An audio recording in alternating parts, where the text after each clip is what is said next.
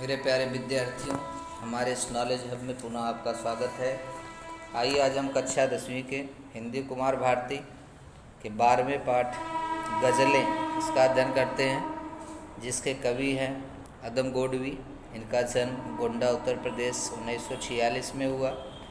इस गज़ल के माध्यम से कवि ने मनुष्य को यह संबोधित किया है कि हमेशा हमें भाईचारा बनाए रखना चाहिए, देश के कार्य के लिए हमेशा अग्रसर रहना चाहिए, देश के लिए निछावर होना चाहिए और हमेशा स्वार्थ नहीं रखना चाहिए। किसी कार्य के प्रति निस्वार्थ रखना चाहिए, निस्वार्थ भाव से कोई कार्य करना चाहिए।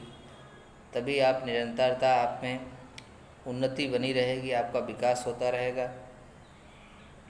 क्योंकि मानवता मनुष्य के लिए बहुत ही ज़रूरी होती है।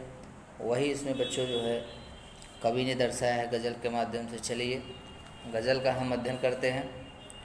दिल के सूरज को सलीबों पे चढ़ाने वालों, रात ढल जाएगी जो रोज़ जमाने वालों, मैं तो खुशबू हूँ किसी फूल में बस जाऊँगा, तुम कहाँ जाओगे कांटों के बिछाने वालों, मैं वसूलों के उजालों में रहा करता हूँ, सोच लो मेरी तरफ लौट के आने वालों, उंगलियां तुम पे उठाएगी ये दुनिया एक दिन, अपने बेदिल से नज़र फेर कर जाने वालों। कवि बताना चाहता है कि हे मनुष्य, जिस प्रकार से सूर्योदय होता है और फिर सूर्यास्त होता है, उसी प्रकार से मनुष्य के जीवन में बच्चों उतार और चढ़ाव आते रहते हैं। अच्छे दिन जब आते हैं तो व्यक्ति जो होता है वह अभिमान करने लगता है और वह बुरे दिन में चिंतित हो जाता है, जो कि मनुष्य की यह एक स्वार्थ भरी भावना होती है। ऐसी भावना नहीं रखनी चाहिए, क्योंकि सुख और दुख जो होते हैं बच्चों, वह एक सिक्के के दो पहलू होते हैं। यह निरंतरता इसमें बनी रहती है। हर एक व्यक्ति हमेशा सुखी नहीं रह सकता, हर एक व्यक्ति हमेशा दुखी नहीं रह सकता। जीवन में उतार चढ़ाव इस प्रकार से आते रहते हैं।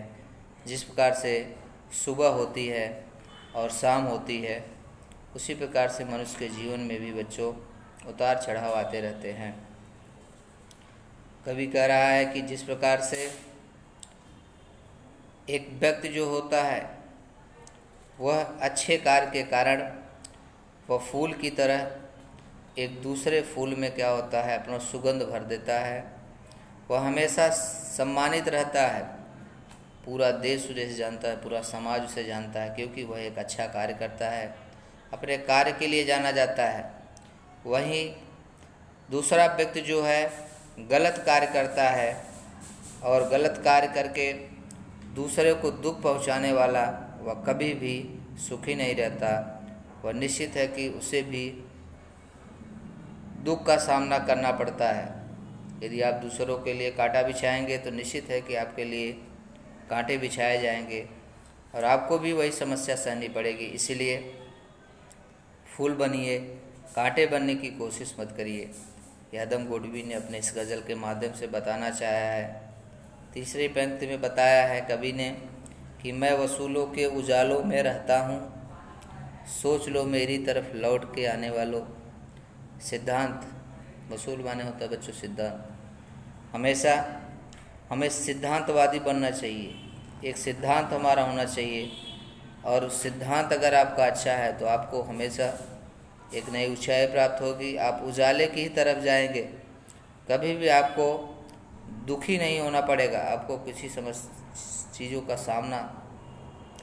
समस्या का सामना नहीं करना पड़ेगा। हमेशा हमको सत्कर्म करते रहना चाहिए, अच्छे कार्य करते रहना चाहिए, नहीं तो फिर आपको एक दुख भरे जीवन जीना पड़ेगा। ऐसा इसमें कवि कहना चाहा है। उंगलियां तुम पे उठाएगी ये दुनिया एक दिन, अपने बेदिल से नज़र फेर के जाने वालों।